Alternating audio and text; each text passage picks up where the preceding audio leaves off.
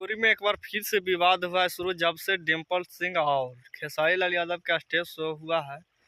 तो खेसारी लाल यादव को दो नाजायज साले हैं, समर और गौतम, दोनों बोल रहे हैं कि डिम्पल सिंह के भारे बेबहियात, बदतमीज और लंपट इंसान पूरे भोजपुरी इंडस्ट्री में नहीं है। मंच पे क्या बोले हैं, दरअसल मजाक मजाक में एक शायरी बोल देते हैं डिम्पल सिंह के।